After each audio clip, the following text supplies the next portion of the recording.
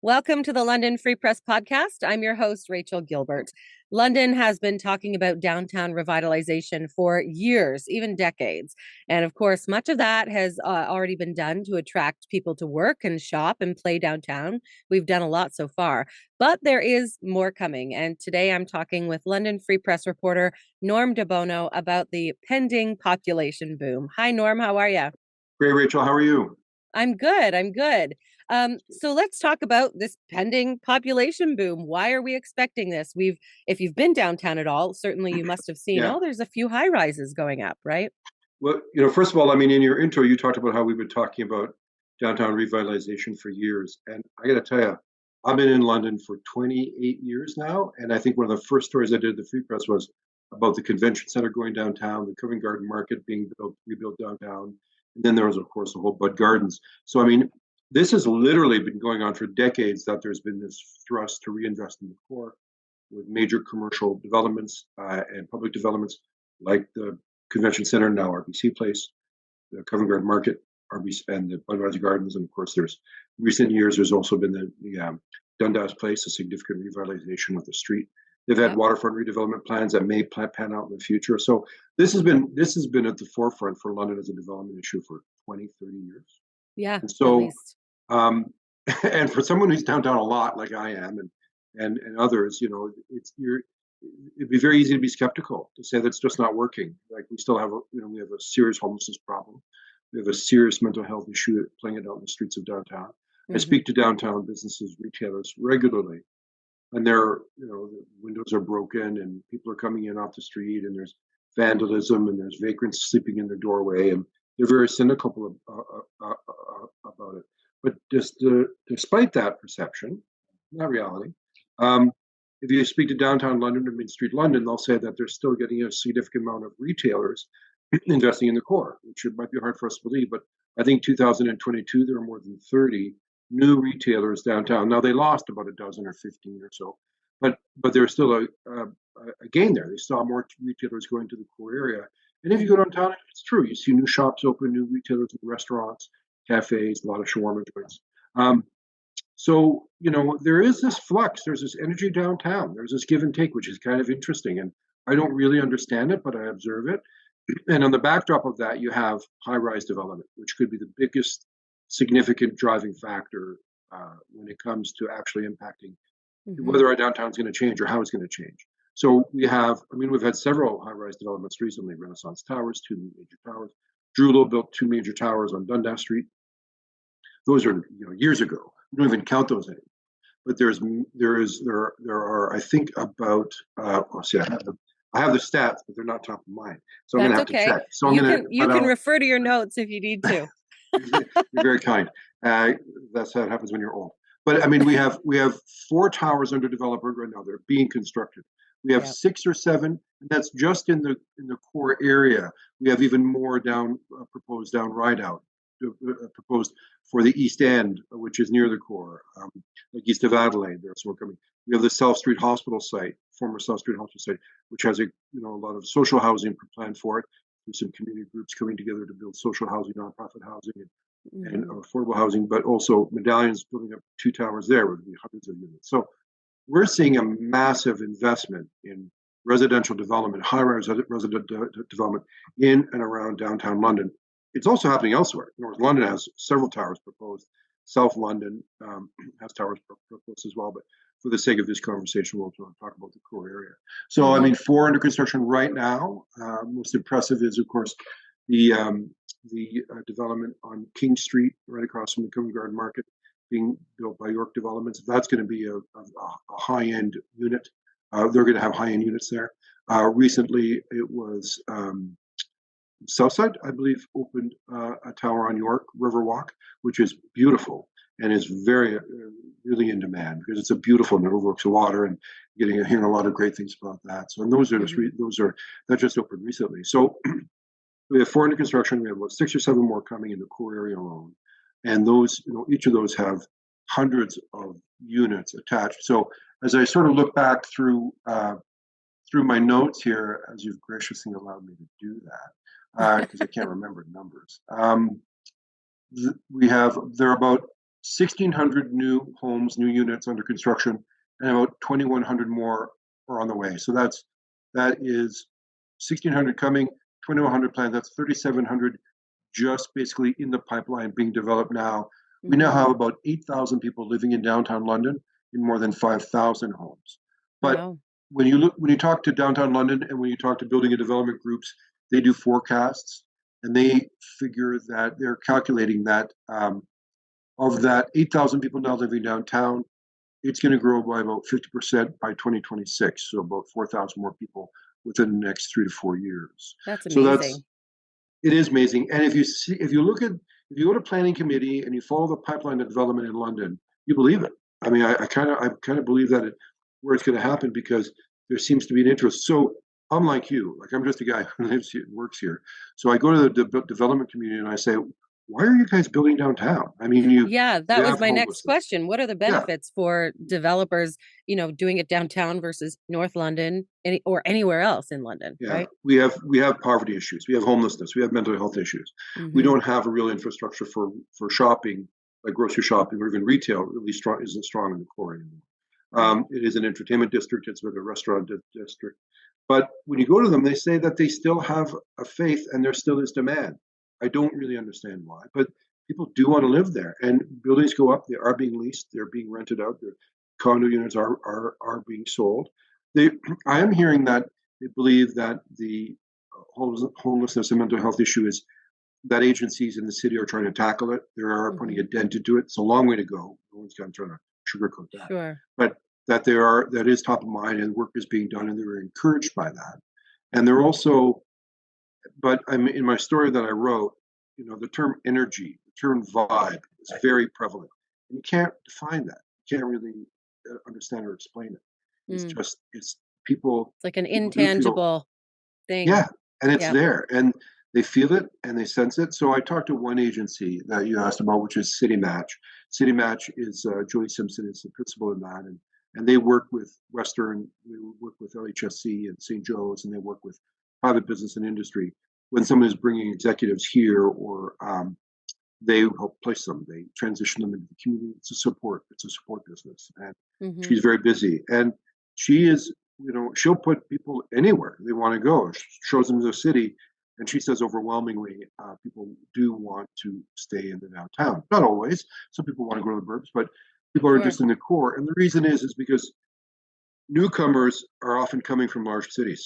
They're Mm. used to downtowns. They're used to living Right. in high rises, so it doesn't bother them. They like what downtown brings. And also being downtown dwellers in major cities in other countries, uh, they're not bothered by homelessness or poverty issues or even mental Sure. health issues.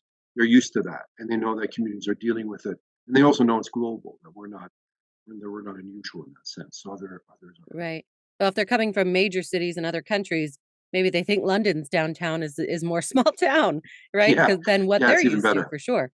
Yeah, exactly. Yeah. So, I mean, all these factors are out there and they're converging into one sort of perfect storm, and that is a significant development ongoing. And I Hmm. remember writing this story, and I ran before Christmas, the one you're talking about. Mm-hmm. I remember writing it 5 years ago about high rises coming then, and many of those came to fruition. Some don't. Some fall off the table. Planners and Right. builders sort of lose track of something, but many of them were built, and Mm-hmm. many of these are going to be built too. So it's going to be. I see no end in sight, and it's going to continue. And if you talk to the planning people at City Hall, they get more inquiries every day. The biggest Sure. challenge is actually space, is finding um, developable space, like Right. lots that can accommodate a significant high-rise And development. is parking an issue still? I mean, parking is always, you ask any Londoner, there's Yeah, lots of parking. You can pay for it. You can pay yeah, a lot for it. But yeah, parking is an issue for people who are driving, yeah. right? If you're going to build a tower, you have to have a parking plan in place. Yeah.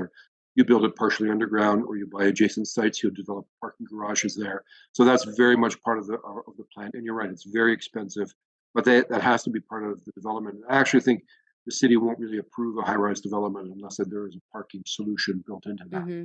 But Mm. you're right. I mean, there are plenty of spaces downtown, but you have to be prepared to walk a bit, and you have to. Sure. It's not all convenient, right? Like it's not like driving up right in front of a store like it is a plaza or a mall. You Sure. have to work. Yeah. You have to work a bit for that. Who's moving downtown? Do we know generally? Are there a lot of families? Are they mostly, you mentioned, professionals, executives Yeah. that are coming to town? Students, Western students. We know a lot of them are downtown as well because it's close to the school campus. Who's moving there? Yeah, I don't know as much about that as I should. That's actually a really good question. Right. I hear anecdotally from people in the development community and the real estate industry that a lot of these are 1 and 2 bedroom units. They're not 3 bedroom units. There's not a lot of single family homes going up downtown. There's not a lot of larger townhouse developments. So there are sort of two large groups, and that is young singles, young professionals, other individuals or couples. Young families might have one or two kids, and a lot of retirees. A lot of people are sort of selling the big family home either in Toronto because there's been a large migration from the GTA to the London area. So they're selling their properties from Toronto or even in London if they're retired, and they want to be closer to the core area. They want to be closer to services or to that downtown energy that I was talking about. Sure. So, and there's also selection. Like there will be a lot to choose from in the core area, and the build quality is quite strong. Like Riverwalk is a good example of that, right? It's going to be beautiful, and the tower that York is building on King Street. I'm hearing a lot of rumors or discussion in the community. It's going to be a high-end development. They're going to be might be expensive, but they're going to be quite lovely. So. They're attracting an older crowd that are retirees and they want sort of higher end finishes and some services, and they're also attracting a lot of young single professionals or young couple professionals. That seems to be the primary push, I think, for people who are really looking at the core. Sure. For developers, there is some benefit for them to develop downtown. They are getting a bit of a break on development fees. Is that right? Right. Yeah, so that's been a huge incentive. So again, I mentioned 20, 30 years ago that I've been writing about this. And I remember when they began the development incentive, and it just was someone pushed a button. So they used to have a policy in place where the development fees were not paid by developers. So the development fee is if you build a building, you pay the city a fee for the development. The thinking is that services all go to that building, be it roads and sidewalks and sewers and power and infrastructure, and you pay an additional fee for all that is could be hooked up to your site. Well, in the downtown, they waived that to encourage development, and it's significant.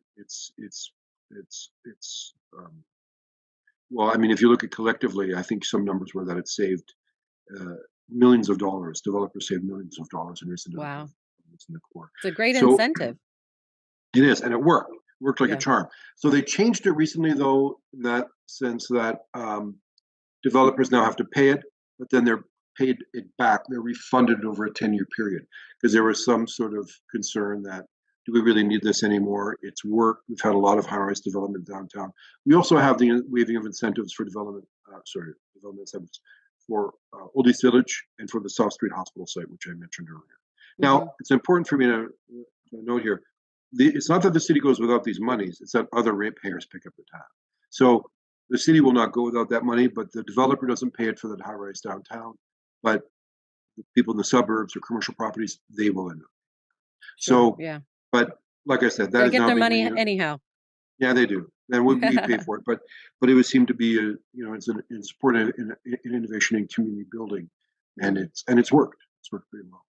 Let's talk about some of the businesses because there have been businesses that have opened and are thinking of opening because of all this development. They're anticipating all these people moving downtown, right? That's largely a service sector kind of of the commercial market. Again, that we're under the name of not sugarcoating things. Downtown, the commercial sector in downtown has been hammered. We have a 25% vacancy rate. 1 in 4 spaces are empty. It hasn't come back after pandemic. A lot of businesses are opting for either a part-time return to work, an integrated return to work, where a couple of days a week at home, a couple of days a week in the office. When some are saying it's your option, work at home if you want. And it's interesting because the downtown built a lot of its revitalization and commercial renewal efforts in the tech sector because the tech sector really liked being downtown. But the tech sectors are also the ones to say, hey, if you want to work at home, we can work at home. And so that's been slow to come back. So I know the commercial sector is really concerned about that. So, but in terms of what businesses are opening, because I mentioned like 30 businesses in 2022, a lot of service sector, a lot of cafes, restaurants, some retail operations, some clothing, but across the board. And there are some other businesses like some food service business. The food sector business has been very strong. Some ghost kitchens have opened downtown. I don't know if you know what that means, but Yep. if there's a restaurant and they don't want to open to the public anymore, and they still have that space, they will use that kitchen and they will just do takeout orders, like for skip the dishes and all that good stuff, which is Sure. a huge industry right now. It's very big in the services sector in London. A lot of small restaurants say they wouldn't survive if it wasn't for their takeout and delivery items. Sure. After the So, I mean, pandemic. that's basically, I think, primarily where that's going. Are we expecting some of this, other businesses, not the service center, but the corporations, tech businesses, or any other kinds to open back up? Are we going to get them back downtown? Or are we going to have to think of, and maybe this isn't a question for you, maybe this is a question for the city planners. Are Yeah, we going to yeah, have to think of other ways to infill those properties? yeah. I think there is an anticipation that we're going to see the hybrid solution long term. That Yeah. they're not going to come back full time, but they will return, but they won't come back full time, and they won't come back anytime soon. So it's going to be a slow movement. There seems to be a feeling in the commercial sector that they are going to come back eventually. Um, Businesses like to have their people on site, but it is still early days out of the pandemic. We're kind of still easing out of it, and they don't want to force it. But I think in a year or 2 years, I think businesses might say, as soon as we sort of truly get the pandemic in the rearview mirror, I think they may be a little more forceful in saying, okay, we're going to go back to work now. So Yeah. that's a feeling in the commercial sector. They anticipate that happening. Do they really know? No, I don't think they do. I think they're sort of rolling the dice, so to speak. Hmm. But but they're if you talk to the managers and the owners of businesses, they'll say, and the commercial realtors, they'll say that the pandemic has been really interesting how it's impacted commercial businesses.